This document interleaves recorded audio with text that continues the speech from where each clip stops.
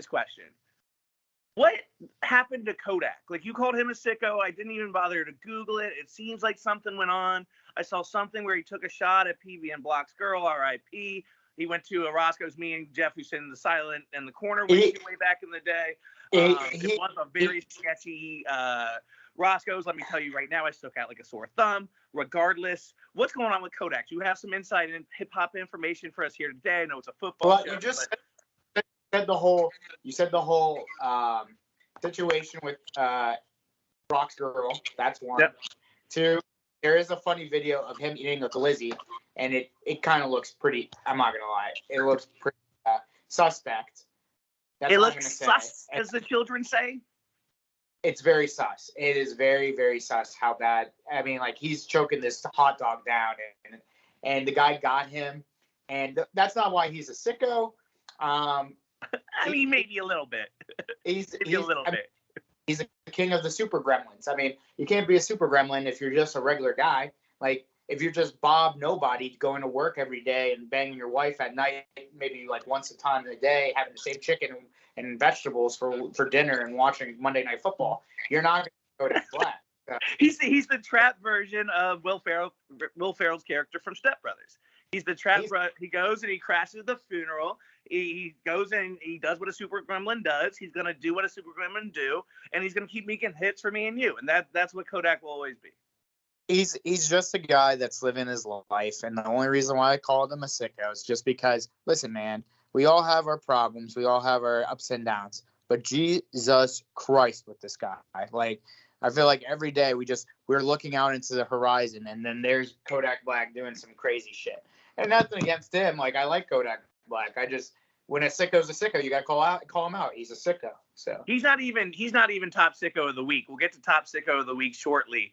But I'm actually pulling a surprise on you today. Before we do that, it's Face of the Franchise. I am, of course, Little Joe. Ooh, my co-host with the Mo-O's, making hype videos for you. They have been fucking getting better every single hype video. Michael, the Pharaoh, Shanuti, over there in his corner. Nude, I'm pulling a quick fast one on you because I gotta let you know, we gotta talk about it right off the bat. It'd be a shame if we didn't. The Kenny Pickett era has started. We're talking about our games first. I'm switching it up, and it's moving first in the outline today. I want to hear it first. I wanted you completely unprepared and ready, surprised for this take. No more from me. Kenny Pickett error. 10. One stat. Gotta love this stat. 10 for 13. His 3 incompletions were interceptions. Give it to us, Nude. What you got? All right. So here's the deal. I was at the game. I was in Pittsburgh for the game. Also, can you give me credit? I was a good co-host this week. I didn't give you 1 ounce of shit about that all week. All day. I didn't give you any shit about the Jets. I didn't say anything. I was a professional. I was a caring co-host. We've made it through 100 and more, a billion more. You're welcome. You know why you didn't give me shit, right? No. I don't. There's no particular reason why I didn't give you shit. Because if I looked up what we're doing against Cooper Rush, we could talk about that. No. I actually didn't watch that game this week. I watched every other game. I'm watching those games too closely, so I didn't even watch that game this week. You're watching the Pac-12 Lions against the Pac-12 Seahawks, scoring like 150 points. So that is my game of the week, by the way. We'll talk about that later. But let's get down to the skippy of it. So I went to the game. I fully put every scenario in my mind except for one. Every scenario in my mind had me thinking Mitch was going to play the entire game. Every scenario. We lose on a pick. We lose by 40. We win by 3. We win by 40. Mitchell gets hurt, and then Pickett comes in, but Mitchell comes back in after whatever.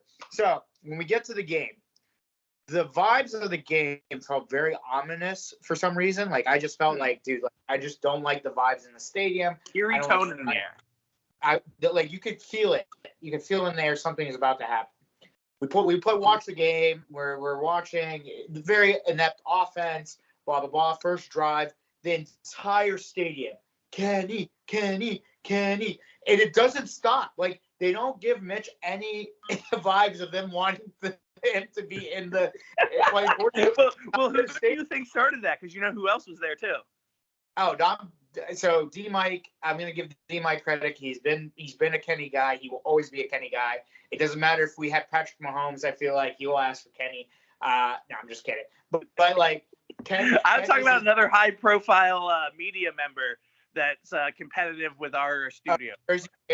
Jersey Jerry probably definitely started that. But you didn't look to his tailgate? He was tailgating. I didn't see him it. And who was with him? Who? I can't remember who was with. I'm blanking right now. Old school Steeler was with him. They're tailgating. Arthur Moe. It's probably like I don't know, somebody like that. I'm blanking right now. I have to go back on the Twitter. I don't have time for it.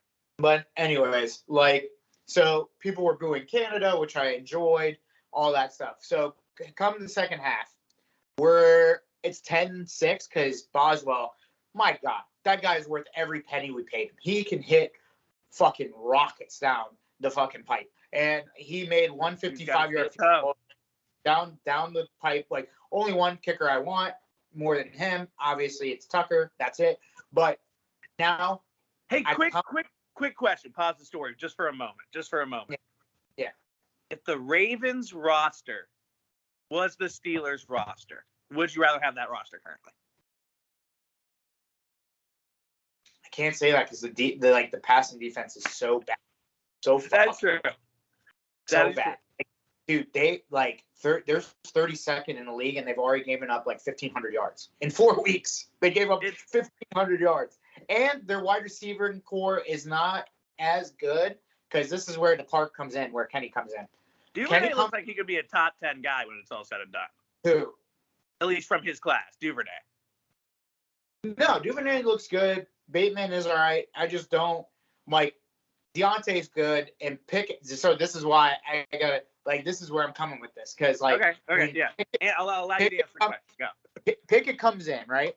Yeah. Pickett, when they say he's in at quarterback, my brain felt like it was gonna bleed from the sheer amount of yelling from everyone. Pickett debut. Like everybody around us, and. Okay, the first pass to Chase. Chase is the biggest waste of shit of all time. Waste of talent. Waste of time. Dude caught the ball like he was a pussy. For the kids, man. he popped it up so a guy can pick it off, and so whatever. So picked off, whatever. The Jets do their thing. We get the ball back. Pick it. Bam, bam, bam. Just hitting guys. And he runs for that touchdown. I'm like, man, this guy's elusive as shit. He's doing all the right things. He's finding George Pickens, who everybody was sucking his dick in the preseason. He looks like the Pickens that we saw in the preseason with Pickett. So is shit elusive, by the way? Huh? How elusive is shit? I feel like shit is not elusive. You said he's elusive as shit. I feel like stinky. You ever had a mean Chipotle burrito where it just like comes through you, like that's as elusive as that. It's like okay, like you can't, now I'm with you. I'm back on board. So he's cutting through them. He's cutting through the stuff defenses with these elite passes. And then I will say this: I did not know he did not take any first team reps in this week of preparation. So I'm like, okay, I got to put that in mind when I saw 3 interceptions because 2 of them. You can blame on him. You can blame on the wide receiver. You just got to be better. You just got to be better overall. And then, like, the third one is a Hail Mary. The running to the end zone reminded me of a young Ben Roethlisberger when he wasn't fat, when he was kind of, like, average weight. And wasn't he a rapist? That's perfect. Yeah. So it was all good. The only problem with this entire game Ben Roethlisberger joke of the year was the problem is I feel like Pickett is going to make Matt Canada look good. And that's the problem I have here because I still think he is so fucking bad that Kenny is going to have to make him look good. Your biggest beef in the Steelers organization. Huh?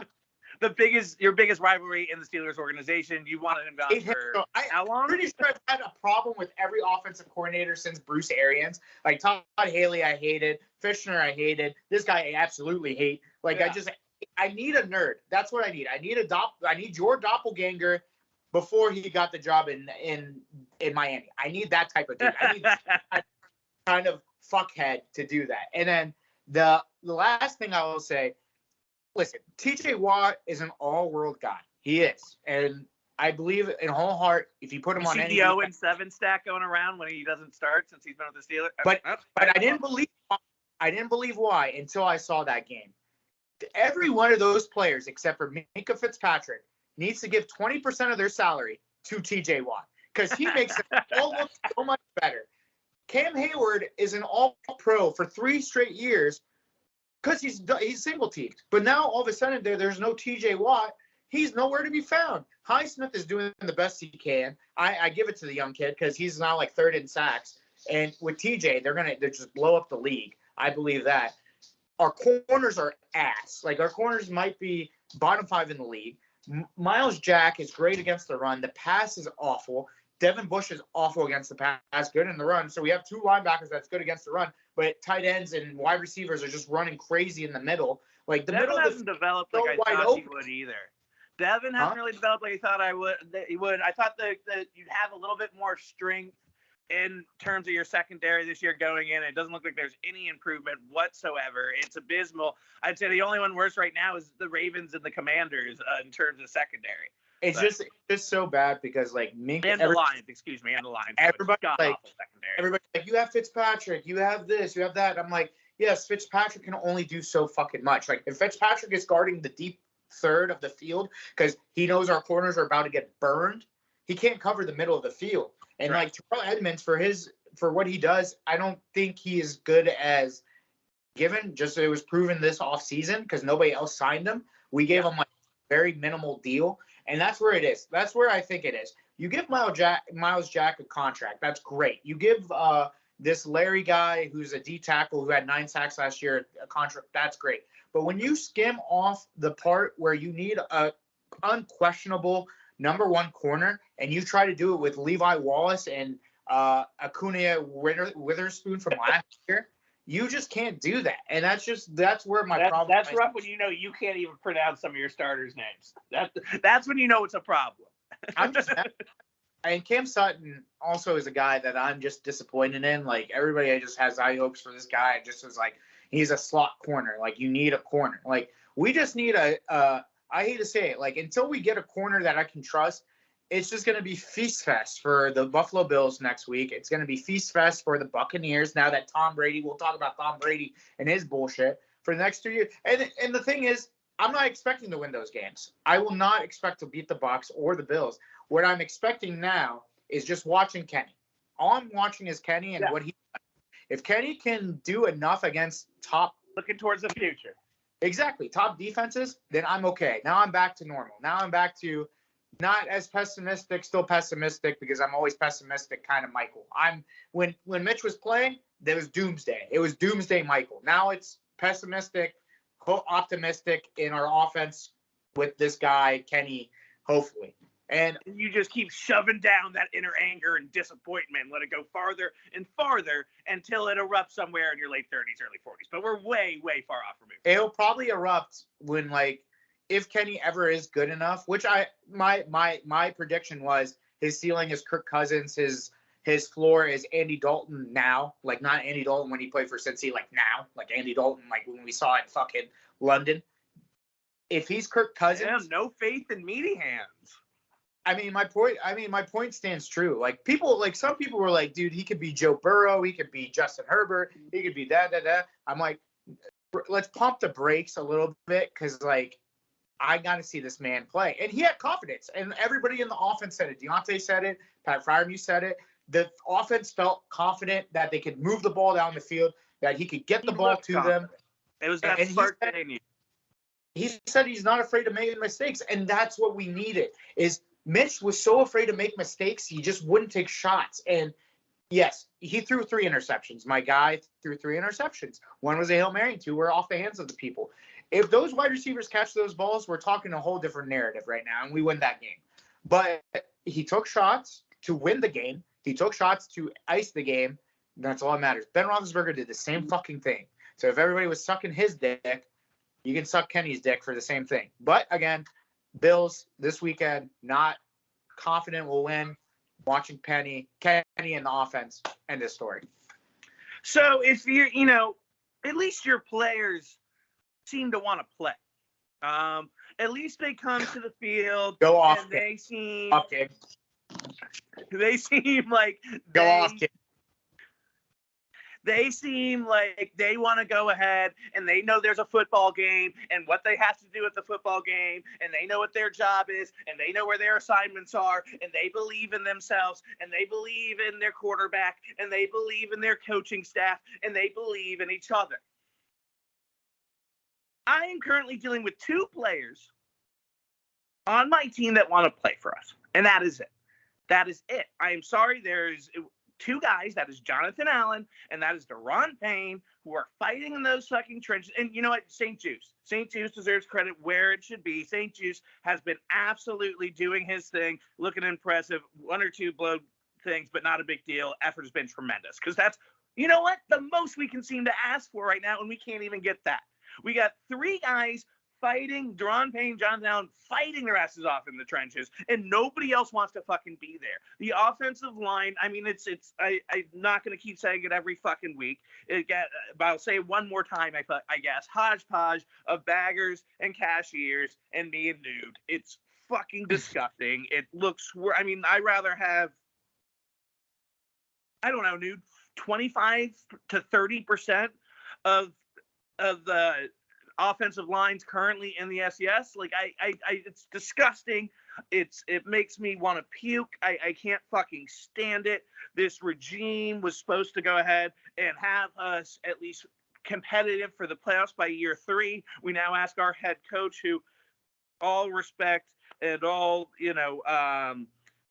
foolhardiness and love given to what he beat all these years ago. But I mean, it sounds kind of fucked up, but I think we've given him too large of a leash because of that.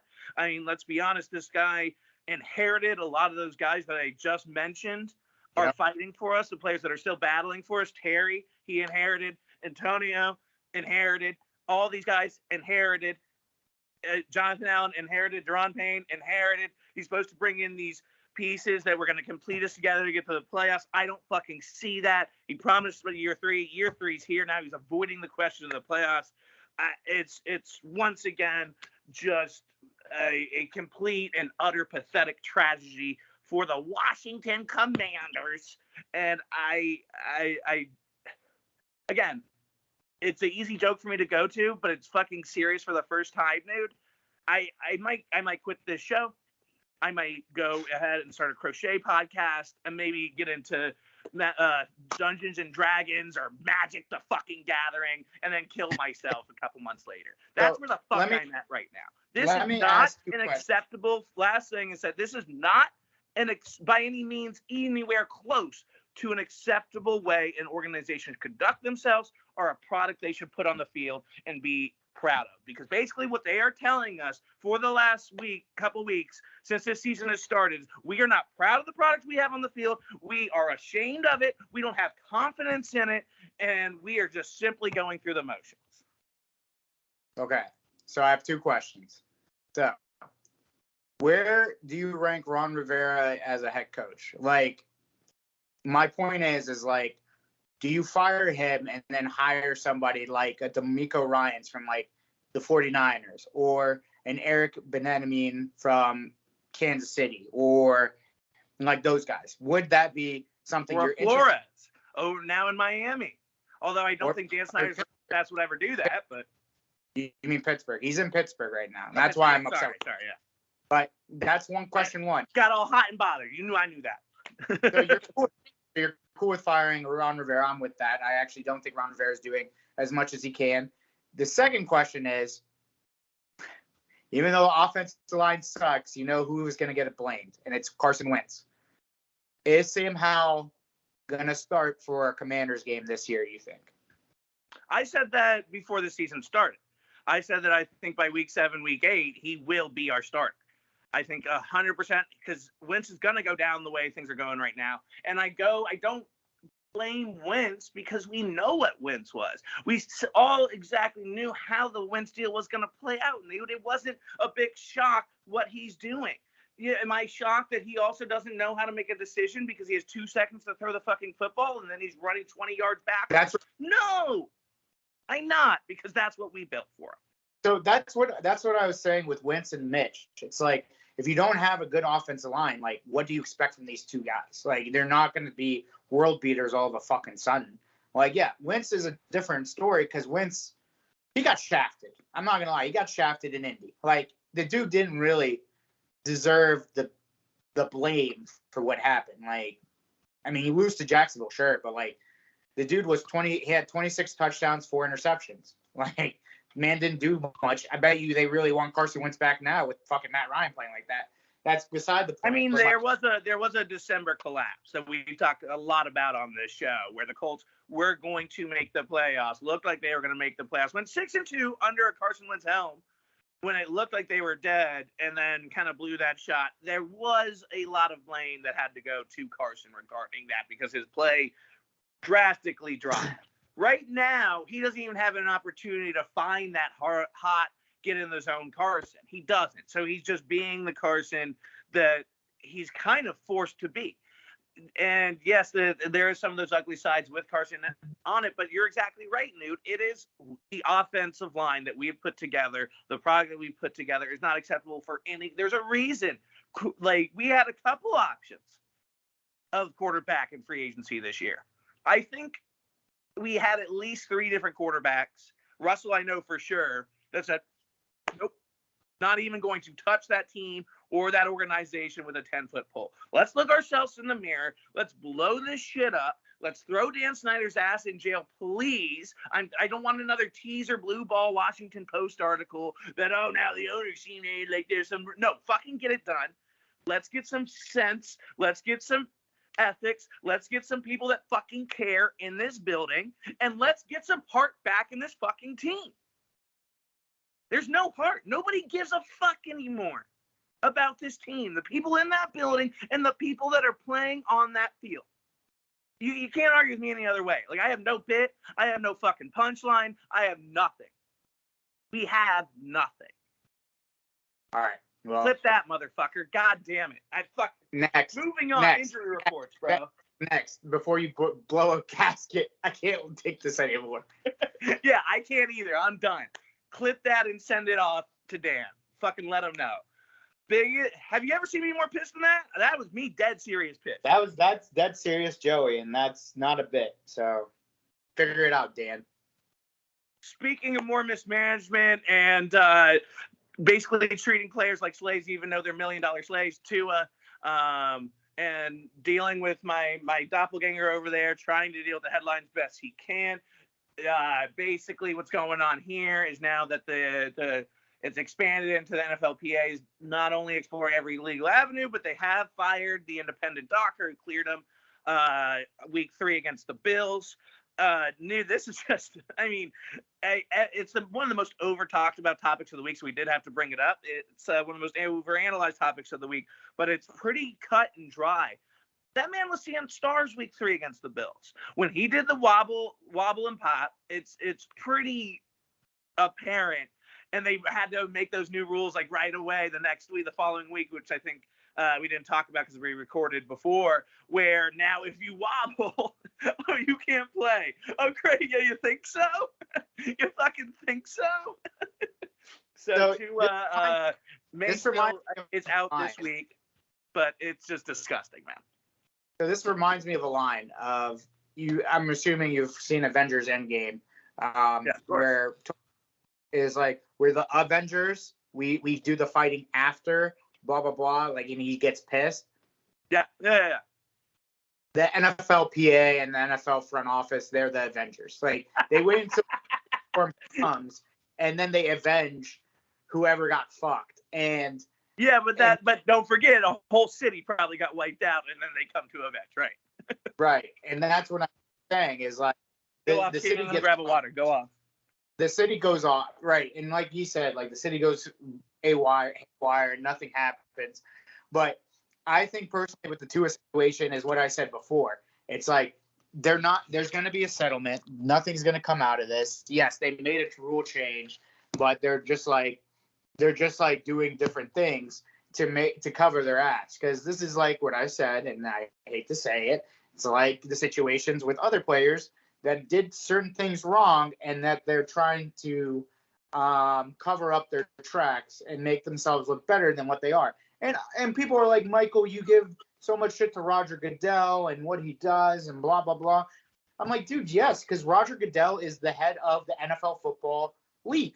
Like, when you're the head of the league and shit goes down and you don't do it properly, you deserve all the hate. You personally don't know how to handle certain situations, and that's the problem. But at the end of the day, we're beating a dead horse, like you said. Like, it's going to be – they made the rule change. There's going to be a settlement. I don't think anything else is going to come out of it. They fired the doctor. That's probably as much as we're going to hear from it. He'll be back for week 6. He'll be back for week 6, or I don't know when the Dolphins' bye is, but I know there's a lot of teams off week 6 for a bye. If it's a week 7 or so, they might keep him out until then, but whatever. That's it. So next up, Cordell Patterson, knee at least 4 weeks. So you're going to want to go ahead. Probably one of the biggest pickups of the week, Tyler Algier. Keep an eye on somebody else who I will talk about. Excuse me, goodness gracious, my lunch is coming up noon. Who I'll talk about during our waiver wire pickups, a guy named Caleb Huntley, who I think will actually end up out touching Mr. Tyler when it's all said and done. Javonte, I'll let you go on this a little bit. Javonte Williams, ACL, torn out for a season. This was, you talk about another show that has guys. This was a guy for you. He was the guy of guys, the king of kings. How you feeling about Javonte? Another Bronco who you ride it hard with, who does not seem to be panning out. Another guy no longer a Bronco, but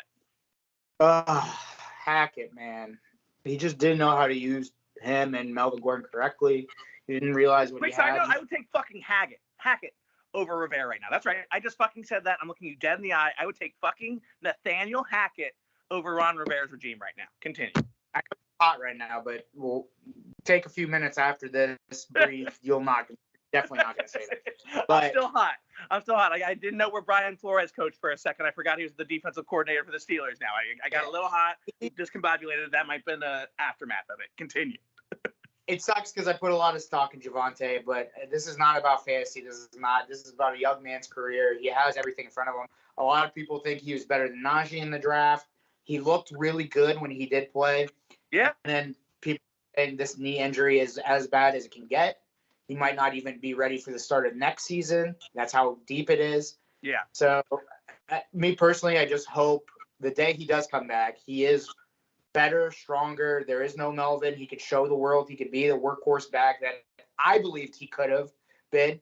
And it sucked because, like, that Raiders game, when Melvin fumbled the football, he was going to get a lot of the carries. Like, there was a lot of times where he was just going to go and be the guy, and it's just unfortunate.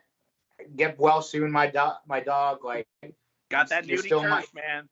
When Nuke gives you his blessing, boy howdy, you better start stretching, eating healthy. You better chasing things up because you're fucked. The last 3 guys, last year, three guys, yeah. My last 3 guys. I mean, this is the first time this has happened really badly.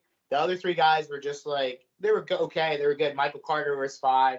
The year I was like, Devontae Adams is going to be the best wide receiver in football. He was. And Justin Herbert made the world go on fire. So that is your one accomplished guy. I will give you that is your one guy you get credit for, in my opinion. However, you got to give me James Robinson still rolling. Everyone thought he was done with ETN. It looks like he's going to be the lead back going forward. I traded for him. Okay, good man alert. In my league? Did I not even see that? No. It was in the Ashburn League. It was with Jeff. I gave him Mike Evans for James Robinson straight up. How many trades did he send you prior to that? Millions. It was straight. And I just needed Mike Evans to have a 2-touchdown game for him to finally say Robinson instead of Zeke Elliott. So I was like, hey, man, I'll keep Mike Evans. I don't care. It's just now that Javonte's out, I would like a running back. And I have Romeo Doubs, who I pray keeps doing what he does. And we move forward from there. So quick side comment. We're moving pretty fast, so I'm going to stick this in. Do you have any comment on the we had an interesting fantasy group chat this weekend that we're both in on Sunday. Things got a little hot. No name drops, of course, but a whole lot of chirping, whole lot of burping, whole lot of nothing. Without giving too much detail, we will just say one of the members of the league went ahead, drafted JJ first, got a lot of crap for it. Another member in the league gave him shit for it during the draft.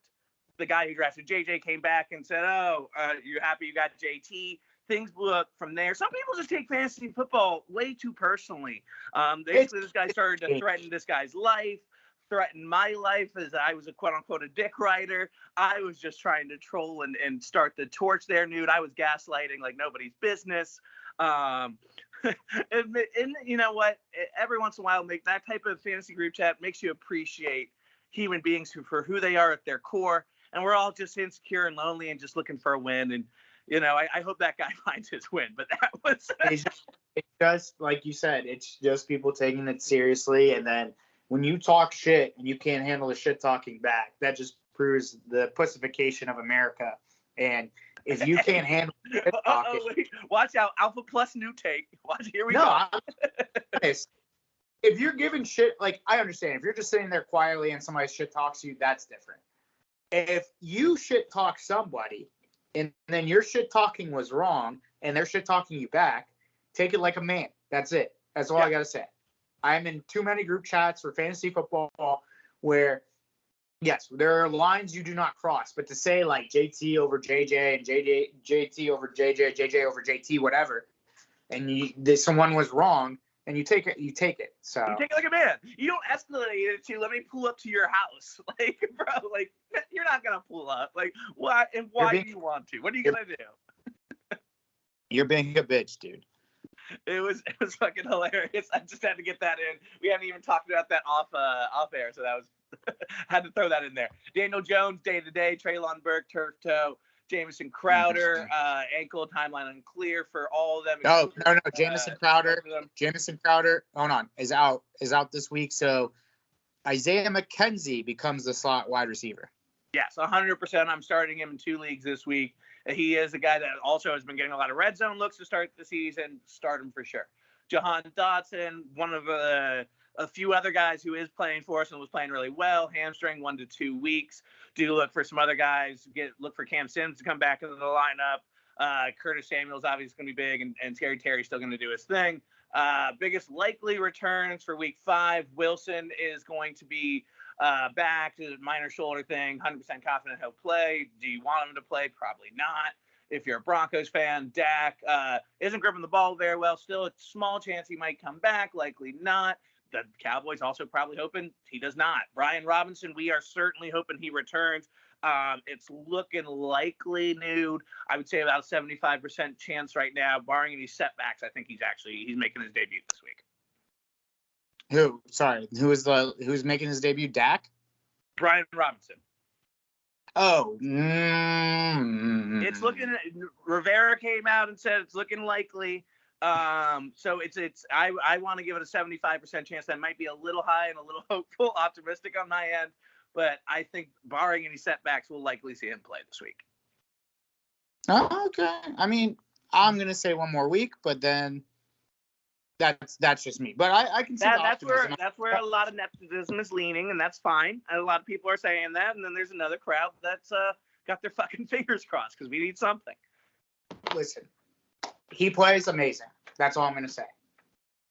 Next up, it is our cock of the year. Antonio Brown, congratulations. You got cock of the year. That is a horse cock. However, I feel like, first of all, I told you I had one question for you. I will get to that. I do have one single question for you. But before I get to your question, number one, no girl wants a cock that big. I don't care what they say. It's 8 to 10 inches. This is a 16-inch cock. You are fucking damaging internal organs permanently with that cock. You can literally only ever put in the tip. Let me get in my couple bits. Come on.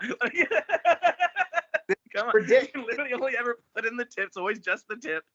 And then my question to you is, do you at least respect his cock? That is my one question to you. I'm just surprised this guy didn't get fucking mutilated in an Arab country. He was in Dubai doing this, by the way. I'm surprised he didn't get fucking destroyed and his cock actually get ripped off. And I don't know. The story is so like he said, she said bullshit. He said like she stole his trunks. The video shows her running away. I don't fucking like. This is the most AB story I could ever fucking think of in my life. And every day when him or Le'Veon does anything, I swear to God that my man Mike Tomlin has the patience of a saint, and that's it. That's it. We didn't talk about that. Do you think Tomlin should be getting more? We'll get back to this for a brief moment, but do you think Tomlin should be getting more blame than he is? I feel like he's getting a lot of. This happens every year when the Steelers start this way or they become like a mediocre team. This team is trash, and Mike Tomlin makes them look better than what they are. Always. When the team is good and Mike makes them, I will let you know. But this is a trash ass team. Period. Just had to throw that out. That is a common question being asked. I agree. I know where you're coming from with that. It's every year. And with Mike Tomlin, that's the same thing when people say John Harbaugh should get fired. If one of those two get fired, no offense, 10 teams, including yours, and I'm not saying this has a barb to you, you guys would fire your Ron Rivera on the spot just to hire one of them. Oh, in a fucking heartbeat. He'd be gone today. He'd be gone. You cannot find Mike Harbaugh type guy. You can, but it's like finding a quarterback in the draft. You're just playing a lottery game. Like, keep who you need. Keep him. Don't fire everybody else, but keep him. Now back to our cock of the year. I noticed. Well, we'll be off the segment in one moment. I promise you. But I noticed you didn't answer the question. You kind of dodged around it. Do you respect the cock? Dude has a cock. What can you say? He has a hog. I mean, that again. You're still not. Yes, I just. Yes or no. What do you want me to? I'm not over here, Joey. No, it's a dude. It's another dude's member. I'm not. No, this is not. Relax. Homophobic Michael Shinuti. All right, moving right along. Homophobic. It's just why is this dude dick out in the middle of the you fell into the trap again. Homophobic Michael Shinuti. Also not a Steelers loyalist, not respecting a former Steelers wide receiver's cock is a little unloyal and definitely homophobic. I am next. Speaking of someone who's not homophobic and not incestophobic, that is Tom Brady. We can never forget about slipping the tongue with his son. I like to remind the world every chance I get. Seems to be getting divorced. Dude, I really don't give a fuck. I mean, he looks like he's a guy that's about to be divorced right now. He's playing like a guy that's about to be divorced right now. Do you give a shit? Nah, next. Okay, cool. All right. So I had to throw this in here. We'll go super quick through these next two, but we ran a wildcat. We had a wildcat formation due to Daniel Jones and Tyrod Taylor going down. Your boy was fucking geeked up. I've been running that YouTube video back, a quick clip of the couple plays where they did it nonstop. I want it back. I want my Ricky Williams years back. I need my wildcat back. Nude, are we gonna see it finally? Is it returning? Is it a renaissance of wildcats? This is not a gimmicky thing anymore. Like when things turn into the NFL into a gimmick, everybody else knows how to stop it. Like that's just no, absolutely not. Bro, that's why you'll never get the pack me and Ricky Williams get, bro. That's your problem. That's a big part of your problem, honestly. I'm cool with You're smoking the Reggie Bush pack. I'm smoking the Ricky Williams pack. That's your problem. How you like? Why got carted off for a poopy? Why you like this, my guy? I can't tell you, man. I can't tell you. A lot of trauma that I'm sure I'm shoving down myself as well that created me this way. DK got carted off for a poopy. Next segment. You want to talk about that one? Next fucking segment. All right. Our surprise disappointments in games of the week. I will go ahead and go first unless you want to take it, sir. It's up to you. Nah, go for it. All right, my surprise game of the week is Packers versus Pats. Packers versus Pats. The only reason this is my surprise game of the week is, listen, Bill Belichick is still a great coach. The fact that he kept this team within 3 points, I mean, it's to your Tomlin points, to the Harbaugh point. When you got a great coach, you make a terrible team seem fantastic. And then in this case, it was not fantastic. That's a big exaggeration, hyperbole. More so made him look like, oh, maybe they're not as horrible as we thought they are. They definitely are good in this game. They can run the Damian Harris still doing his thing. Ramon Stevenson looked pretty good too, dude. Over 167 yards exactly and a touchdown for this rushing offense. Bailey Zapp, he looked good when he came in as well. 10 for 15, 99 yards. Got competitive with Aaron in overtime and almost won them that game. So I was just really surprised by that. I definitely, like everybody else, it was kind of the chalk pick. It was the public pick. Everyone thought Rodgers was going to blow this team out. 9.5 going into the game. That was an insane line. I did get the plus 9.5. I don't remember what I said on the show because I haven't tried to track the record quite yet. But yeah, I was just taken back from, once again, Bill Belichick showing exactly why he has been the most dominant coach, in my opinion, just through what he was able to do with this team over the last 2.5 decades. That's Bill Belichick in a fucking heart. Like, everybody wants this guy, like, oh, Brady did this, Brady did that. No, man. He's still Bill Belichick. So everybody calm the fuck down. And Aaron Rodgers might be the most, I don't know what's wrong with my man Aaron Rodgers, to be honest. It could be just he's mad at everyone. He sucks. But they won the game. So I can see why you made it like that. So I'm telling you, him and Brady just need to go out somewhere. One of the, what's the rock that everybody goes to? The big stoner hippie rock. Fuck. They need to go to that big rock that everybody likes. Jeremiah Tree. Yeah, Jeremiah Tree. They need to go to Jeremiah Tree, each do an eighth of shrooms, just those two, talk about their problems, hash it out. We got another decade of Brady and Rodgers. Till then, everybody's going through it in 2022. The world is on fire. We all know this. If you have any investments in stocks, whatever, you're getting punched in the fucking nuts right now, and everything is pain. They're going through it too. Just it seems a little higher, more public scale. So I'm not surprised their brains are both just mixed meat and fucked right now. Mm-hmm. My disappointment of the week, Nude, is blowing a 20-3 lead from the Ravens. 23-20 was the final score against the Bills. Bills getting the victory there. This one, first of all, would like to say shout out J.K. Dobbins. Go ahead and snicker if you'd like. Receiving touchdown, rushing touchdown, only bright spot really. Lamar did okay, not his best game of the season so far, but only bright spot really of this offense was J.K. Dobbins. Still has a top 5 guy. Who's laughing now? Me, bitch. I got J.K. Dobbins in all 5 of my leagues. Let's get it. Let's go. Feeling great about that. But yeah, Marlon Humphrey and Harbaugh getting pulled apart because this is the worst secondary that Harbaugh's ever put together. Now, again, same kind of thing that we've been talking about the last couple minutes. It is still Harbaugh. You can't let him go, but this defense is inexcusable right now. It's disgusting. You can't blow a lead like that, especially when you're supposed to be at the level the Ravens are. Disappointment of the week by far. Besides an obvious game that we already talked about. Well, I'm not going to say anything. You said it for me, so continue. No, please. We would take both our takes on both our surprise disappointments and games of the week. What's your take here, buddy?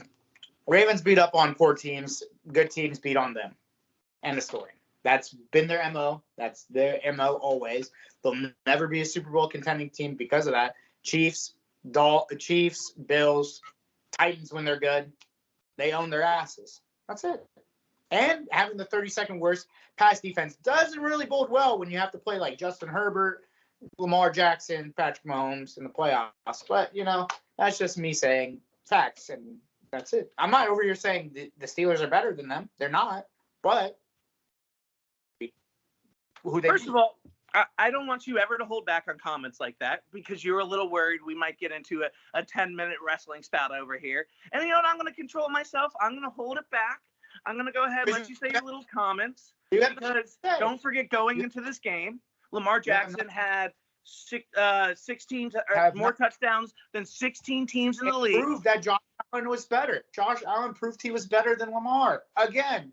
And it proved again, once more, that the defense is in shambles. More touchdowns than half the league going into that game. Everybody's allowed an off game. Allen didn't look very good against the Dolphins. So there's 2 off games now that we have the Dolphins and the Bills where they were up 21 plus points and they lost. Those are 2 big off games, my guy. And that they beat on the Jets and they beat on who else they beat? The Browns? I don't fucking remember. They beat on another awful team. He's on pace for historic numbers that have never happened before.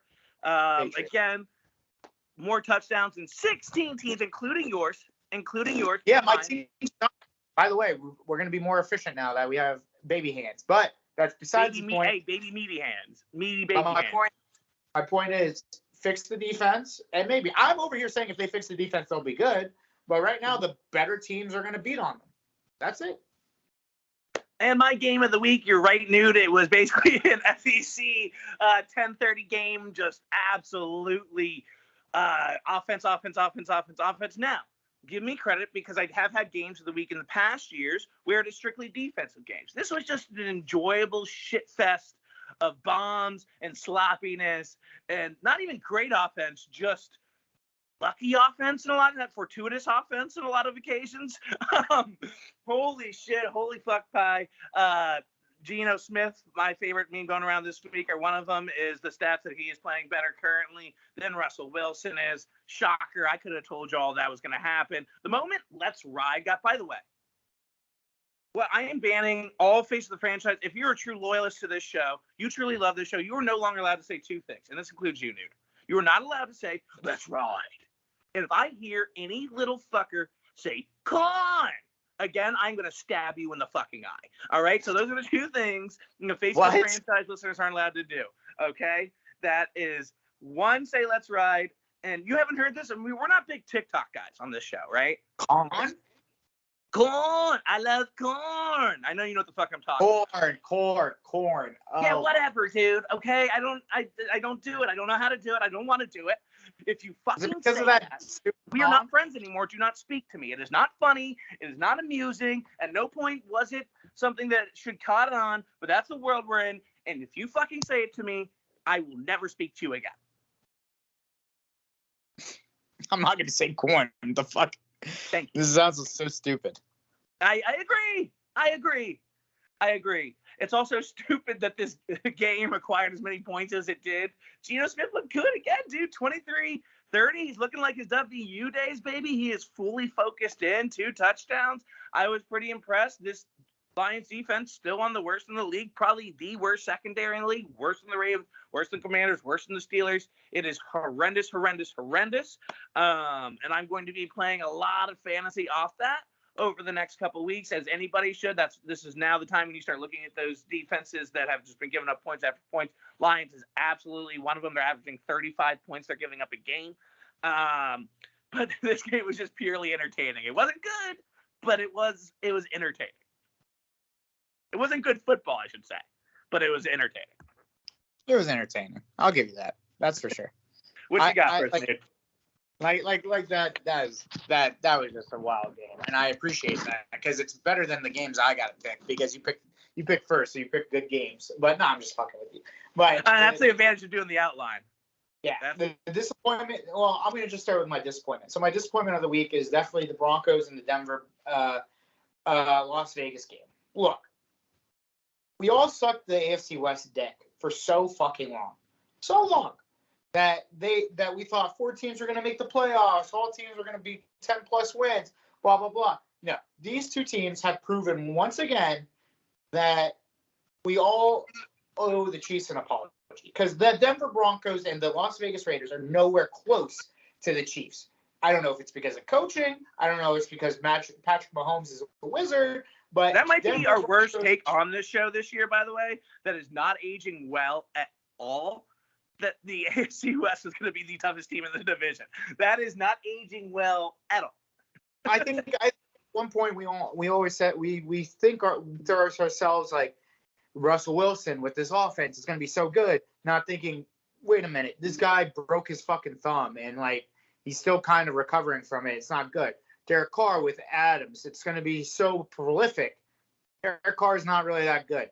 And they're both just semi good at defense. Like they're not the best, they're not the worst, they're in between. So the only reason why I'm saying this is disappointment is because they're both just so middle of the pack. I just cannot figure both of them out. That I think both of them are just not going to be in the playoffs. They're both just going to watch the Chargers and Chiefs do their thing with their 2 better quarterbacks, and that's it. And obviously, the more to the disappointment, Javonte went out with an injury, and now we're going to have to watch Melvin Gordon, Mike Boone with this offense. And it's just going to be awful tomorrow.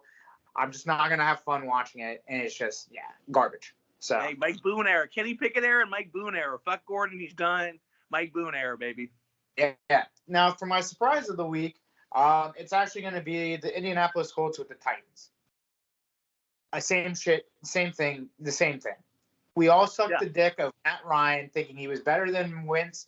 He's going to make this offense go. Another take of mine that did not age well. Michael Pittman, Jonathan Taylor. Oh, the defense is going to be so good. No.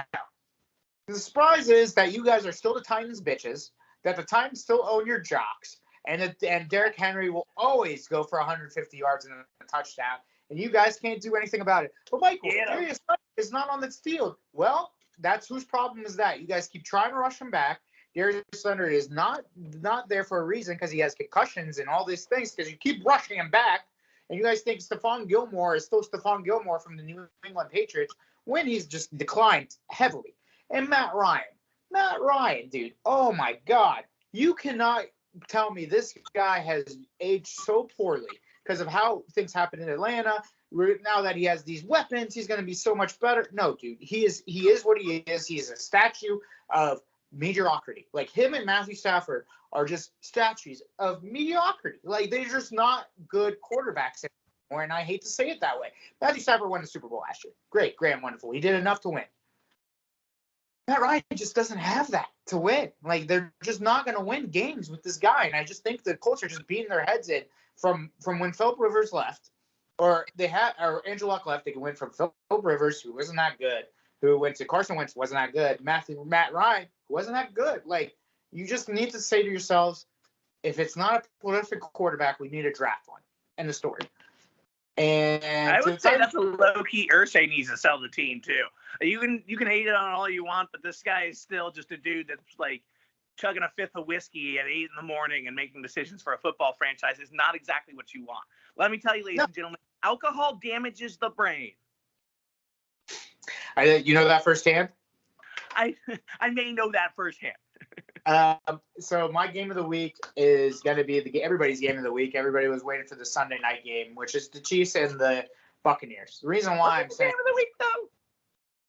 No, this is the reason why I say it's the game of the week, because the Bucs are going to be just fine. Just fine. I think they are right there with if the Eagles are 1, they're 2 in the NFC. And I think they're both on a crash course to see each other in the NFC Championship game, because here's the deal. Tom Brady looked very mediocre the past few weeks, but he didn't have Chris Godwin. He didn't have a healthy Russell Gage. He didn't have a healthy O-line. Like, people are coming back. He put up enough points where if it was any other quarterback besides Mahomes, I think he wins that game. Mahomes has proven once again, it doesn't matter if it's you or me, he is going to get 300 yards and 3 touchdowns. We're going to have 200 yards receiving somehow. DH has the same rushing yards, or more, a little bit more, like maybe 10 yards than you and me. But he's so good in the passing game because of Patrick Mahomes. Everybody's sucking his dick thinking he's one of the best running backs in the NFL. Travis Kelce, we know about him. Juju goes over there thinking he's going to be the one. No, sir. 9 different players have touchdowns. You gotta be a little satisfied with that, right? If you can take any positive from the season, like Juju's exactly what you thought he was. It's gotta feel nice. I'm mad that people told me he was going to be a top 10 receiver. I made a bet with somebody I'm going to win. That's your problem, is you listen to those people. I don't know why you still listen to those people. Because I get bets from them. They said, I'll bet you on this. And I was like, bet me on it, and I'll take it. Because 10 Juju receiver, give me a fucking break. I'll take that money any day. I respect the side hustle. Go ahead. Anyways, and this is where it comes back to. We owe this team an apology. Tyreek Hill leaves. Some defensive player leaves. We say, oh, this is the Chargers time, Broncos time, Raiders time. No, sir. As long as that fatso and that Kermit the Frog dude is still on that offense, on that staff, they are winning games. Stop thinking the sky's falling because they lose to the Colts in Indianapolis because their kicker couldn't kick anything. Everybody loses in the NFL. It's fine. They weren't going to go undefeated. End of story. Chiefs owe an apology. Bucks are going to be fine. Great game between big goat, baby goat. We're here. Yeah, I mean, I will only say this once, and I will never say it again. I probably will, but I will say I was true. I mean, again, he just takes your breath, takes my breath away every single time. Whether it's a shovel pass, whether it's throwing with his left fucking hand across the field, still makes something happen. By the way, I think he's repopularizing the shovel pass as a whole. That's a different theory because he's perfected that. It just literally was full vintage Mahomes. What we're going to continue to see for the next decade and a half plus, exactly why he got a half B. Brady, I think you make a good point about that. I do think that this is, again, something that not a lot of people are talking about. Everybody's hitting the easy, he's going through that virus. So maybe he'll be, foggy Brady. Don't forget about what happens when you go through a bad breakup, dude. What's one of the first things you do? You want to scorch everything. Earth. Not only do you want to scorch earth, but you can't scorch earth. So instead, you hit that gym. You hit everything that much harder. You dive full brain into work, looking better. I'm going to show all them. You get your revenge. I think it speaks dangerous and volumes for what Brady may do going forward. But let's also set a caveat. I don't care how bad you want it to work. If you have Julio Jones on your roster, I am telling you right now, you have to drop Julio Jones. I just think he's one of those guys that's completely done. You don't agree with that? So who? You don't agree with dropping Julio Jones right now? No, I agree. I'm saying, man, you ruined the segue. I was like, oh, you're dropping Julio Jones. Who would you pick up? Oh, damn it.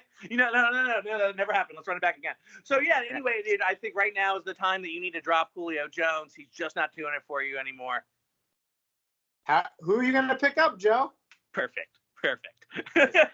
I'm going to pick up and I haven't kicked this dead horse enough. I'm picking up my favorite Latter-day Saint this week, Zach Wilson. He is back. He is looking fantastic.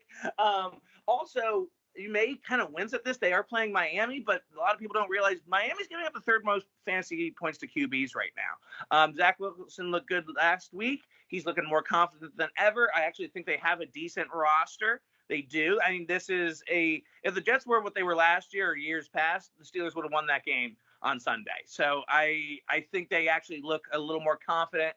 They are definitely a scrappy team. If you don't like that, then you may not like this, but Brian Hoyer. Why Brian Hoyer? Because I mentioned about the Lions. They've given up 35 points to teams. They are the worst ranked offense in the league, right? Our defense in the league right now. Only 1% roster Brian Hoyer is. Again, we also talked about Bill Belichick making players seem better than they appear. That will happen.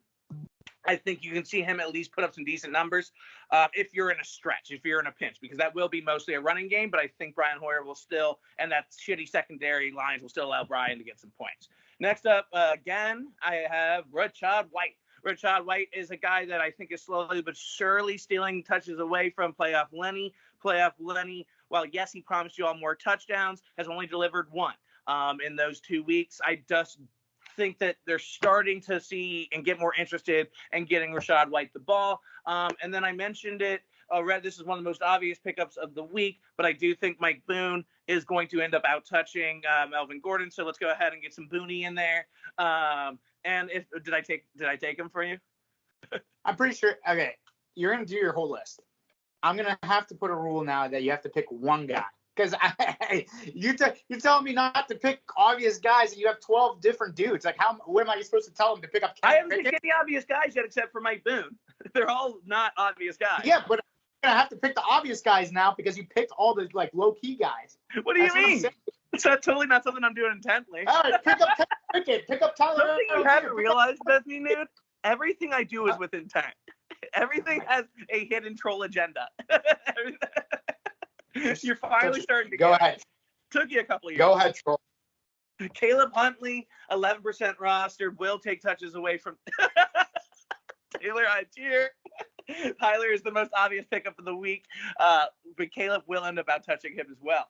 Noah Brown, 20% rostered. That's the only wide receiver I have, and it disgusts me to pick him, but he just keeps getting targets. He's averaged 6 targets. And yes, people said Gallup. He still got 6 targets with Gallup in last week. Hayden Hurst, it's just thin as fuck over there at tight end. That's probably my most obvious pick of the week. But really, I mean, he's gonna. Joe Burrow's not in love with this guy, but he's still going to get his catches. He's still going to have to go ahead and throw to the tight end as necessary. Again, it is thin as fuck over there at tight end, so if you can just get a guy that gets you 8 to 10, you're happy. Then Vikings D again. Vikings are playing the Bears this week. They are one of the worst offenses in the league, probably right up next to mine. Just an easy play. Vikings did you well last week in London. They'll do you well again this week. All right. Well, I'm going to try my best. But no. At QB, I will say one guy that might be, you're going to wince at this, Carson Wentz. Carson Wentz against the Titans. I'm wincing at all. Can we cut that? Can we cut that? Just you saying Carson Wentz? I know what you guys are saying. 2 bad games, but he did play 2 good defenses. The Cowboys and the Eagles are probably 2 of the top 5 defenses this year. Titans, not so much. We will see what he can do. And I'm saying this is the last straw. So if he does bad, don't ever pick him up again. But if you don't, this is a guy I'd pick up after Geno, after Jared Goff, obviously. Now, if you want somebody you want to hide. I do like that, by the way. It gives me a little glimmer, a small glimmer of hope. Like when you're about to die and you see that light and you probably shouldn't follow the light. Well, at this point, I want to follow the light. So it gives me a glimmer of hope. It kind of, I'm getting my references and metaphors crossed with death here, but you get it. Yeah, he's good enough to stream this week until you have Dak back or whoever. For my running back, I mean, you already took like half of them, but I will say this. Isaiah Pacheco from the Kansas City Chiefs. Everybody thought Jerick McKinnon was going to be the second guy. Now CEH is turning the world on fire, but he's not doing a lot with the carries. So Isaiah Pacheco could be a guy that you could pick up, stash. Isaiah what? Wait, what did you call him? Isaiah Pacheco? Pacheco. Okay. Keep going. Oh my God. Close enough. Keep going. But Isaiah Pacheco, pick him up. You never know what happens to CEH or Jerick McKinnon. Like they had this guy. This was a preseason darling. You saw what's happening with Dameon Pierce and with Romeo Doubs. So if you believe in that hype, and they're both doing well, Isaiah should be right there with them. Now, for wide receiver, you should go get Isaiah McKenzie. Isaiah McKenzie will slot into that Jameis Crowder role that everybody wants in that high-powered offense. Gabe is not doing much. Stephon Diggs is the alpha. Dawson Knox is doing all right. But you know what? Isaiah McKenzie in a high-powered offense against a bad Steelers team, you can do it. Now, for tight end, if you're going to go after Carson Wentz, why not go after one of his pass catchers? Logan Thomas, welcome to the fold, because there's not a lot to do in this fucking wasteland of tight ends. So, Logan Thomas, shout out former Hoagie, I guess. He's a good guy to get a touchdown, maybe 5 catches. That's what you're looking for at the tight end position, somebody who could just do that. Logan Thomas is my guy. And now for my defense, I'm sorry, I'm going to have to go against the Mormon himself. If the Dolphins are out there, you can go against the Commanders, but you're going against the Latter-day Saints? You're a fucking idiot. How'd that work out for you last week? How'd that work out for you last week? The Steelers are a bad defense. They made Zach Wilson look good. I don't think the Dolphins are that bad to the point where they're going to make them look good. So pick up the Dolphins if you want to. Obviously, I'm with the Vikings over them. The Vikings might be my number 1 streaming defense, but if I have to pick a 2, we're going against each other on that. I'll be sure to remember that. Don't you worry. Hey, I picked 2 Commanders, so I get a pass. All right, fair. I'll give that to you. And then your defense? I said it. All right. We just that is like Ron Burgundy reading the scroll brain right there. What's on the monitor. Go fuck yourself, San Diego. All right, time for the Gambling Corner. The Gambling Corner starts this week. Thursday Night Football is in Denver. The Broncos are -3.5. Over under is 42.5. They are playing the Colts, as mentioned earlier. Nude, who you like, who you love? I'm going to take the Colts to cover, and I'm going to take the under. Going to take the Colts to cover, and you're going to take the under. God damn it, do I hate this game. I hate this game with a fucking passion. As a degenerate, it is ugly. It is gross. I'm going to go with you and go with the under, and I'm going to regret this so much. But Broncos -3.5. No, All right. I did it and move on. Let's forget I did it. I There never we go. said it, and we'll move on. Next. Giants and Next. Packers -8.5 at Green my Bay. Over under 40.5. Nude. Who you like? Who you love? Yeah, give me the Packers and the under. They're in the London unders, baby. London unders and the Pat. All right. Just quick side note: the London under did not hit last week. Yeah, I know that. I like saying the London under. It's nice. Fair enough. You do it for the passion. You do it for the love. I'm actually gonna go ahead and I may live to regret this. Giants +8.5, and I'm gonna go the under as well. It's gotta hit in London eventually. It's gonna hit every other London game this year. The under will hit. Gotta love the London under. Next up, we have the Seahawks versus the New Orleans Saints. It's in New Orleans. Over. Under is 45.5, and the Saints are favored at 5.5. Nude, who you like, who you love? Yep. The board is ass cheeks this week. It's terrible. Everything. Except for what I guess we're going to talk about next. All right, you know what? Seahawks in the over. Fuck it. You know what? You know why? Because that probably he's not playing. You know, Jameis might not play, or Jameis might not play. So Seahawks, let's ride. Jameis may not play. Is that means is Taysom coming in at quarterback then, or who's back up over there right now? No, Dalton. Oh yeah. Okay. Yeah, I'm gonna go ahead. I'm gonna go Seahawks +5.5, and I'm gonna first Newton Joe same page of the week. Next up is the Pittsburgh Steelers versus the Buffalo Bills. It is in Buffalo -14. -14. The Bills are over. Under is 46.5. Good God, Nude. You better unmute yourself. Who you like, who you love. No. Over. I'm not doing this game. I'm going to go ahead and take an alternate spread here. I'm going to go ahead and take the Bills -20. And I am going to take you said over for this game? But this, Steelers have to score too. No, I know. I can see. That? Hey, man, listen. Kenny Pickett looked efficient. That's all. I'm like I said, this game is not about winning. This game is about to watch him. That's it.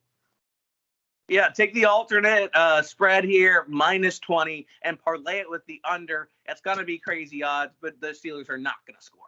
Next up is the Chicago Bears. First up, Minnesota Vikings in Minnesota. -7, the Vikings are. Over-under is 43.5 in a division rivalry. Nude, who you like, who you love? Yeah, that's, again, almost every game this week deserves that sound. It's a whole lot of grumble and a whole lot of shit. Bucks Falcons. I gave you Bears Vikings. Oh shit, my bad. You got 2 ears. You got to use them both, buddy. I tell you that all the time. Under in the Vikings. Under in the Vikings, big dog. Under in the Vikings. All right, and let's see. You know what? Bears keep this close. I'm going +7, and I'm also going to go with the under. I know Kirk Cousins 1 o'clock. I don't care. I hate to go with I hate all my picks this week, but +7 in the under. All right. Maybe that also is a good sign for me. Maybe they'll all be perfect. I will win every single bet. That is my prayer. That is my hope. Houston Texans versus the Jacksonville Jaguars. It is in Florida. Survived Hurricane Ian. Jacksonville did. -7. Over under is 43.5. -7. The Jacksonville Jaguars are. Over 43.5. Nude, who you like, who you love? Jacksonville in a rout and the under. I was looking for the second Newton Joe on the same page. We won't get it here. I will go Jacksonville Jaguars as well. However, I will go over. Oh, shit. Next up, we got Miami Dolphins versus the New York Jets. It is in New York +3. The Jets are. Over under is 45.5. Nude, you know what the fuck I'm going to ask? Who the fuck you like? Who the fuck you love?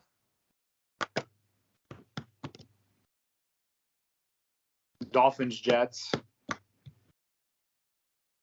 Dolphins and over.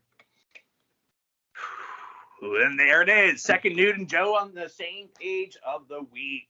Next up, we have the Falcons versus the Tampa Bay Buccaneers. Tampa Bay Buccaneers are -9. Over under is 48.5.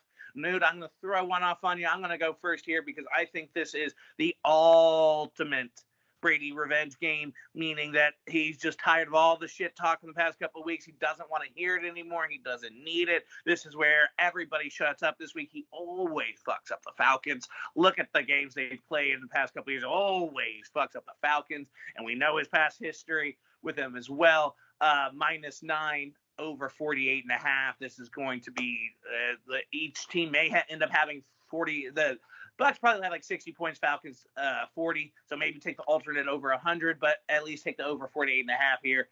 Bucks -9, easy. Yeah, Bucks and over. I'm taking the Bucks. I think we finally see a spark in their offense this week.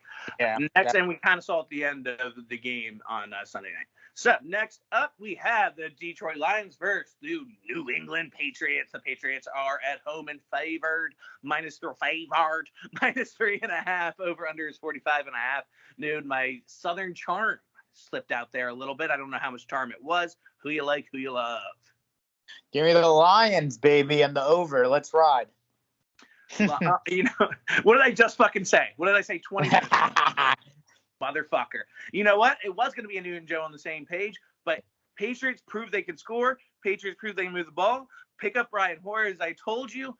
I'm going to go Pats -3.5, and I'm definitely taking the over. It's just stupid if you don't take the over in this game. Next up is Tennessee Titans versus the Washington Commanders, and what I am dubbing the dumpster shit fire game of the week. That's right. They have earned the dumpster shit fire game of the week from me. Over 43. I'll suit. do. I don't know what else to do. I gotta do. The same thing I had to do last year. I'm not picking them. I'm following suit. Hopefully it works for one of us. I'm gonna go Titans and under. Cool, dude. Next up, you know what? Go ahead and change that spread to Bills. Let's you make said it alternative spread. -27.5. Let's go ahead and make that -27. Do whatever you want. That's a bookie. Next up, Chargers versus the Cleveland Browns. The San Diego Chargers, of course, versus the Cleveland Browns.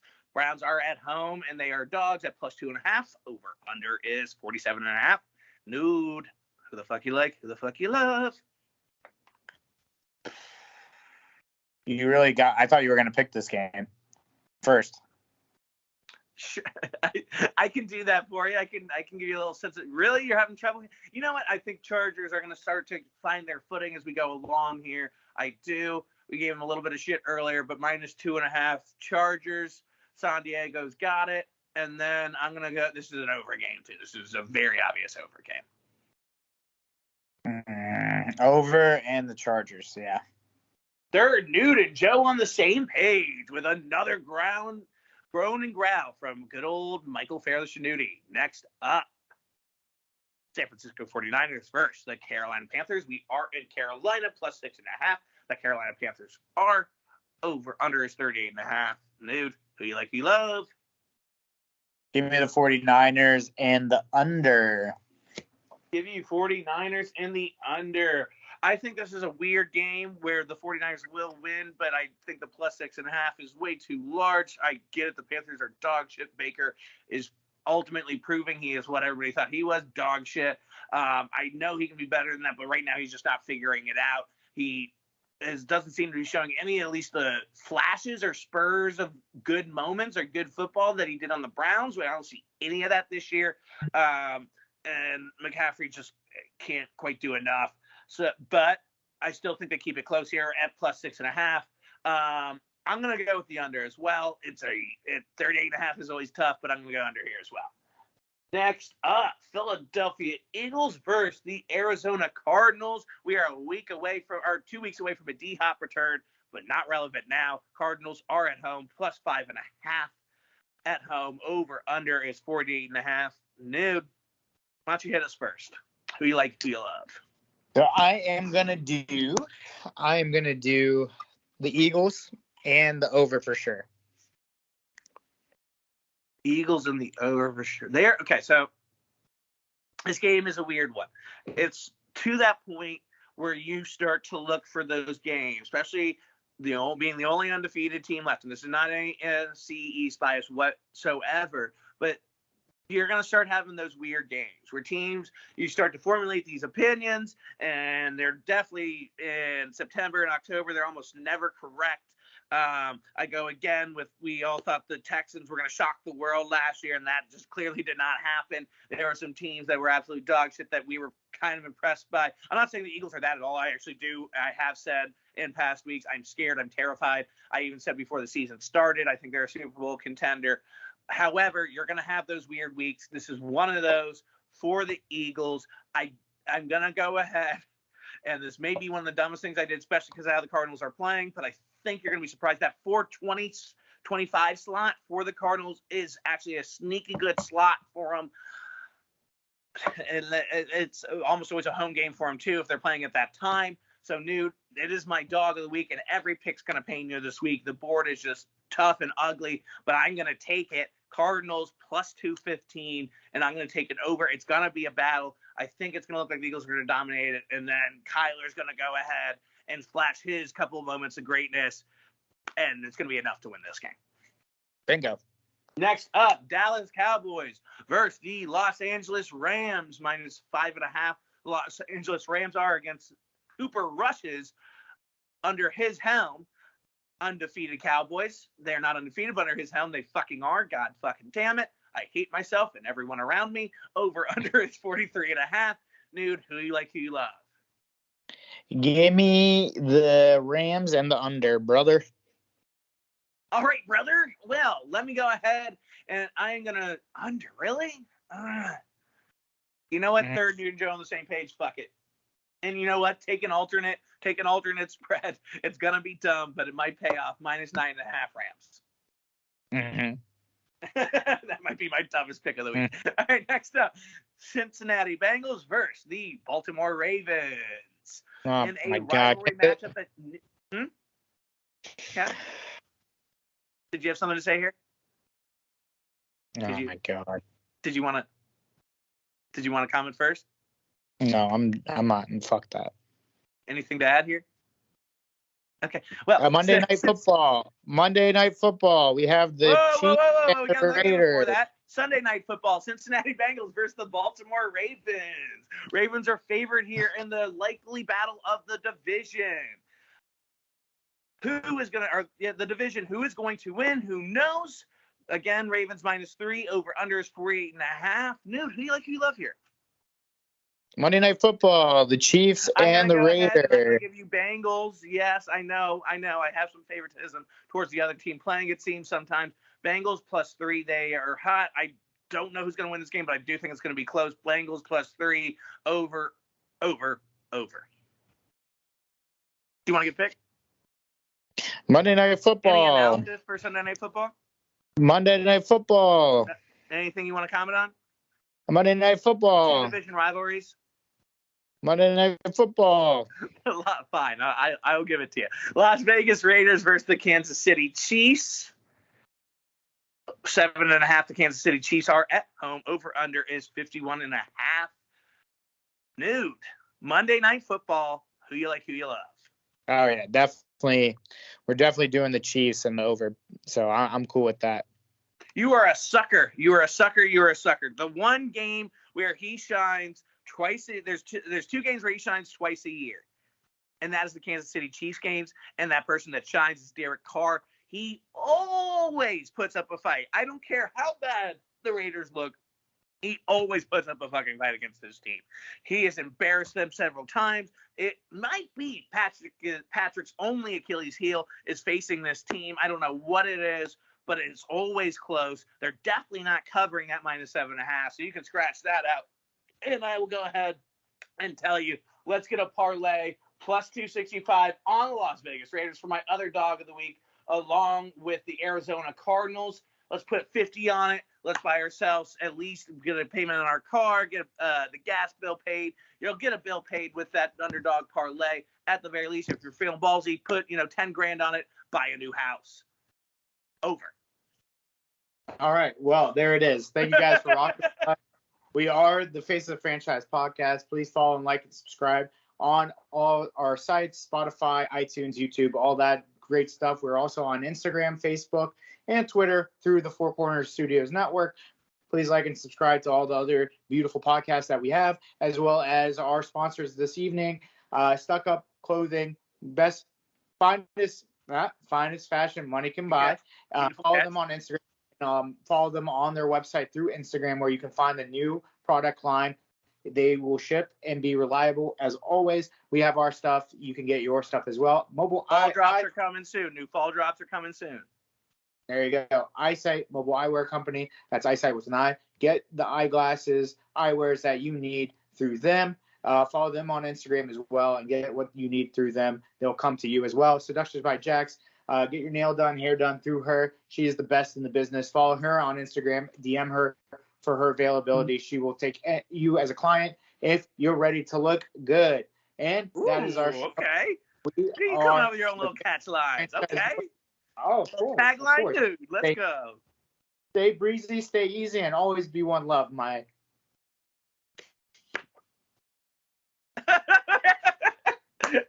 Kenny Pickett era begins. Let's go, meaty hands.